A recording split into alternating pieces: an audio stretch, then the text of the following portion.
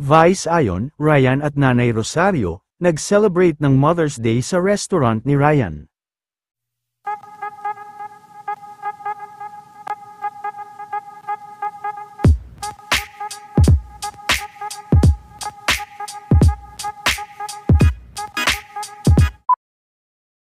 Bilang pagdiriwang sa Araw ng Mga Nanay, ay sama-sama nga na nag-dinner kahapon, sa Korean restaurant ni Ryan sina Vice, Nanay Rosario kasama na din sina Ma'am Cory at ang nobya ni Ryan, bukod sa kanila ay humabol din sa kanilang dinner si Mr. Ion Perez.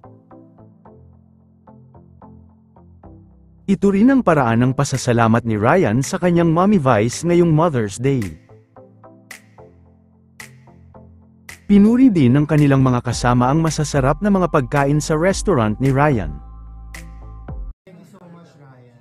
Sarap-sarap ng food. Grabe. Sobra. Kaya pa mga tita. Samantala, matapos ang kanilang selebrasyon kahapon, ay ibinahagi naman kanina ni Mr. Ion Perez ang ibinigay nitong regalo para kay Nanay Zenny. Makikita din kay Nanay Zenny ang lubos na kaligayahan nito, bukod sa napahalik pa ito sa kanyang regalo ay halos maiyak din si Nanay Zenny.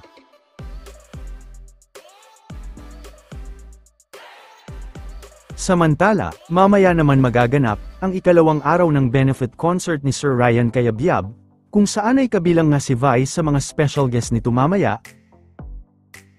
Nauna naman kahapon na mag-guest si Karil at iba pang kapamilya artist. Pinaghandaan na rin ni Vice ang kanyang performance.